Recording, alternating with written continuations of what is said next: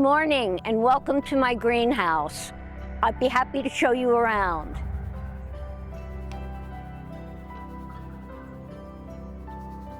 I often keep my nobile dendrobiums out here in one spot because they can stay out in the winter. Right now, this is a dendrobium, it is not a nobile. It's a dendrobium nester and smells fabulous. Okay, it has a lovely fragrance. And this one is a Dendrobium aphyllum.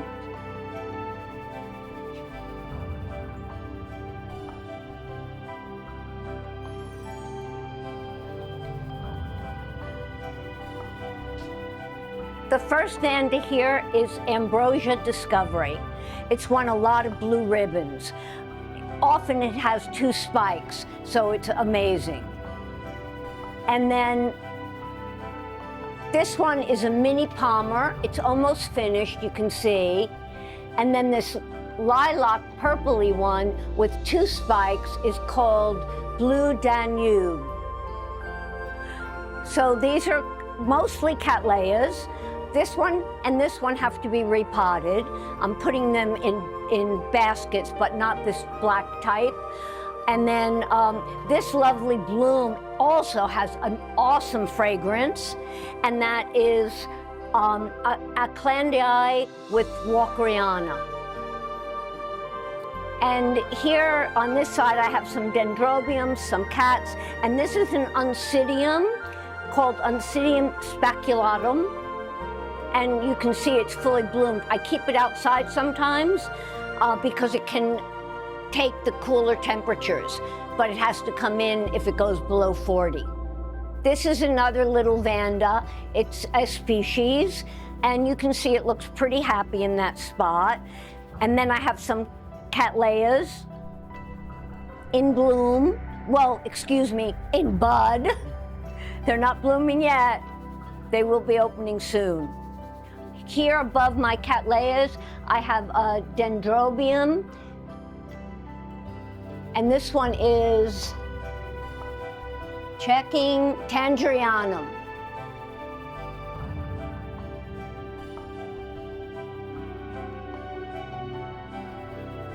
This is a Pathopedilum, which is going to produce a bloom soon. It's got little baby beginnings of a growth. So I'm excited about this one. So back here I have different Oncidiums.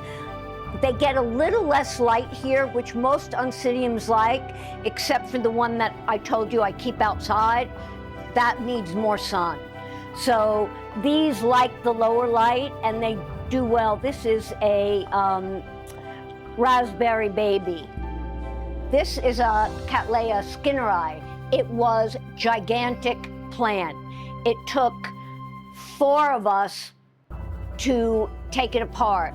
This is one piece of it. There's another piece on the other side. It blooms a beautiful fuchsia flower, but it's finished for now, just finished. This beautiful Cattleya is called Spotted Charm, and it won a blue ribbon in our last show. You can see our spring show this year. This flower is darker. It's lost more of its flowers now, but it's got 3 left here. They come in a darker color and then they turn white as they age, so they stay pretty. It's a very interesting Cattleya. Look at this beautiful one in the back. It's a Cattleya tigriana sandbar giant. It's going to have 12 blooms. Soon, it's going to be outrageous. This is the other piece of the Cattleya skinneri that was beautiful, and you can see it won a 2nd place recently, but again, it's finished. And this yellow flower, this is a dendrobium called Chan Chow, and they bloom for a long time. This is one of my favorite Cattleyas, and the only one that has been awarded an AM by the American Orchid Society. You can see it has new pseudobulbs with 3 blossoms or potential flowers. Here's 4. This one's just coming up. And there's another one back here with 2 or 3. But this is an awarded Cattleya, so I'm very excited. It's a Duragon Gemini. You can also mount Cattleyas. I love this because it gives you more space, and some prefer being mounted to being in pots. You can see this little one just bloomed in a pot. So you can do a lot of different things with your Cattleyas. All of these along here are Cattleyas. You can see when I had the greenhouse built, in the middle, I have a watering system. Now, these only come up about 1.5 inches. So what they do, it's like regular sprinklers, they add humidity and they cool down the greenhouse. Not as much as I'd like, but they do cool it down. In the winter, I run them 4 times a day. In the summer, 5 or 6 times a day. Automatically, I set it. Also, to cool down in the summer, greenhouses can get quite warm.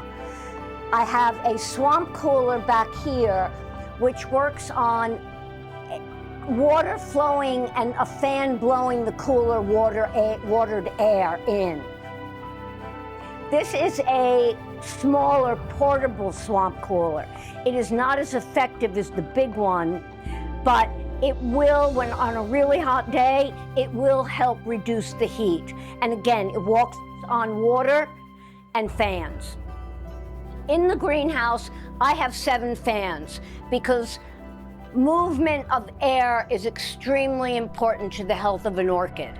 I have the one exhaust fan to help relieve the heat, but the other fans are for airflow.